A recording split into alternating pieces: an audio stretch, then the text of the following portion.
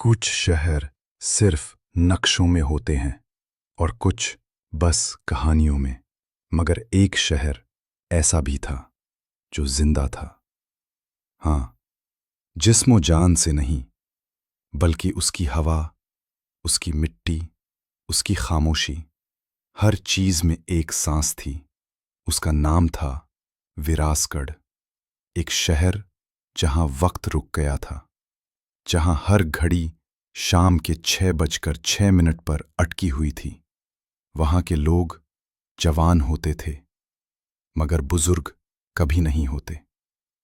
30 साल की उम्र तक सब कुछ ठीक था।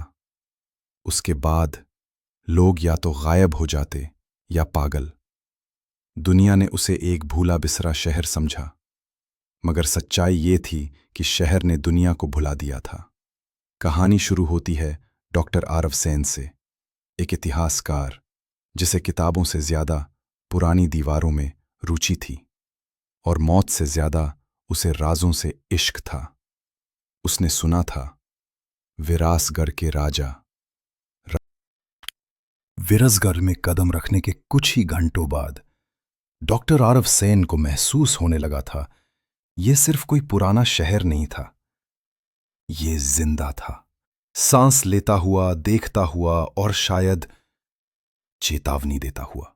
शाम की धूप जैसे ही महलों की टूटी हुई दीवारों पर पड़ी, एक पुरानी हवेली उसके सामने आई।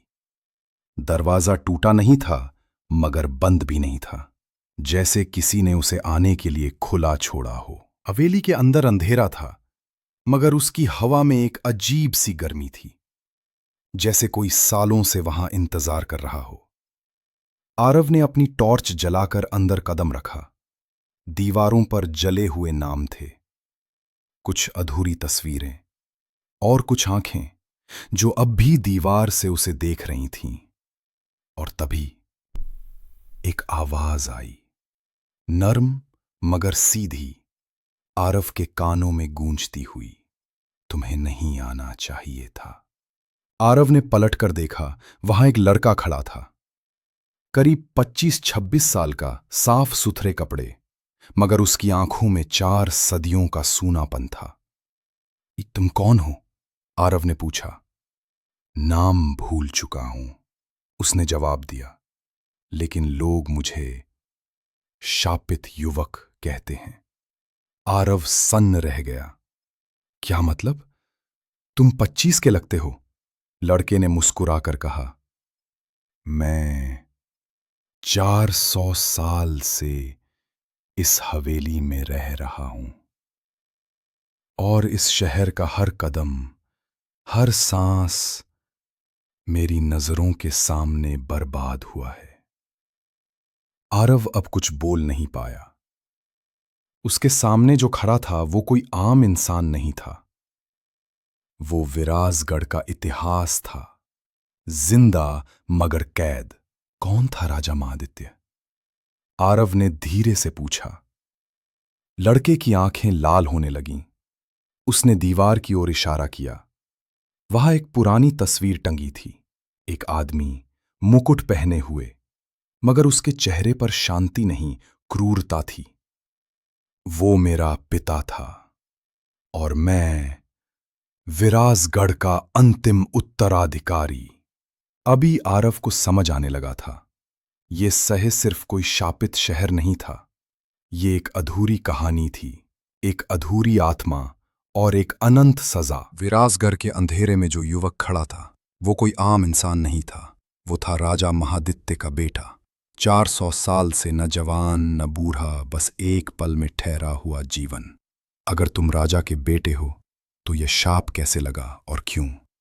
मेरे पिता ने एक युद्ध नहीं लड़ा था, उन्होंने एक कौम को कुचला था और उसी दिन हमारी बर्बादी का बीज बो दिया गया। 400 साल पहले विरासगढ़ पर हमला हुआ था। नहीं, दुश्मन तलवारें नहीं लाया था, वो लाया था प्यार, संगीत और धर्म। एक सूफी कबीला जो सरहद पार से आया था, जिनका मकसद था शांति फैलाना, भजन गाना और खुदा के रंग में रंगना। राजा महादित्य को यह मंजूर नहीं था। उसे डर था कि लोग धर्म बदल देंगे, राजा के बजाय खुदा और इश्क की इबादत करेंगे। उसने हुक्म दिया, पूरा कबीला जिंदा जला दिया जाए। हजारों की चीखें हवाओं में घुल गईं, मगर मरने से पहले एक फकीर ने अपनी आखिरी सांस में कहा, तेरा ये शहर जिंदा रहेगा, मगर वक्त इसे कभी आगे नहीं बढ़ने देगा। तेरे लोग जवान होंगे, मगर बुजुर्ग होने से पहले मिट्टी में समा जाएंगे। हर घड़ी तेरे जुर्म के उस पल पर रुक जाएगी जब तुझसे इंसानियत ने मुंह मोड़ा, और तेरा बेटा, तेरा वारिस, तेरे पाप का पहरेदार बनेगा। जब तक कोई उसका नाम ले वो मर नहीं सकेगा। बस वही पल था जब शाप लग चुका था।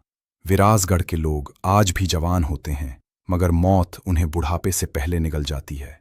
वक्त सेक्स इन सेक्स मिनट पर रुक चुका है, और राजा का बेटा वो आज भी वही बैठा है, जिंदा मगर अधूरा। तो अब क्या? क्या कोई रास्ता है इस शाप को तोड़ने का? नजर झुकाते हुए, शायद एक रास्ता है, अगर कोई राजा महादित्य की अस्थियों को उस फकीर की मजार तक पहुंचाए और वहां माफी मांगे पूरे नगर की तरफ से। मगर वो रास्ता बंद है, क्योंकि कोई अब तक वहां से जिंदा वापस नहीं लौट। आरव अब जान चुका था, ये शहर इतिहास नहीं, एक सजा है, जो हर उस इंसान को निगल लेता है जो उसके राज को छूने की कोशिश करता है। लेकिन आरव सिर्फ इतिहासकार नहीं था, वो एक इंसान था जिसे नफरत से ज्यादा जरूरत थी माफी की ताकत पर विश्वास की। विरासगढ़ की सबसे ऊंची पहाड़ी पर, जहां कोई रास्ता नहीं जाता, जहां धरती भी कांपती है, वहीं कहीं बसी थी वो फकीर की मजार। आरव ने अपने साथ लिया राजा महादित्य की अस्थियों की एक मुट्ठी राख, जिसे उसके पुत्र ने 400 सालों से संभाल कर रखा था। और फिर आरव ने अकेले ही उस रास्ते की ओर कदम बढ़ाए जहां से कोई लौट कर नहीं आया। जैसे जैसे वो ऊपर चढ़ रहा था, चारों ओर से अजीब सी आवाजें आने लगीं, कभी हंसी, कभी रुदन, कभी किसी बच्चे की पुकार, और कभी कोई फकीर गा रहा हो, जुल्म का वक्त लंबा हो सकता है, मगर उसका अंजाम जरूर आता है। और फिर वो पहुंचा, एक टूटी हुई मजार, मगर उसकी हवा में अब भी सदियों की पीड़ा और रूहानी ताकत थी। आरव ने मजार के सामने घुटनों पर बैठकर कहा, मैं उस जुल्म की माफी मांगने आया हूं जो मेरे पूर्वजों ने नहीं किया, लेकिन मेरी नस्ल ने अब तक भुगता है। राजा महादित्य की राख उनके बेटे के हाथों से मुझे मिली है, ताकि वो शांति पा सके और विरासगढ़ को आजादी मिल सके।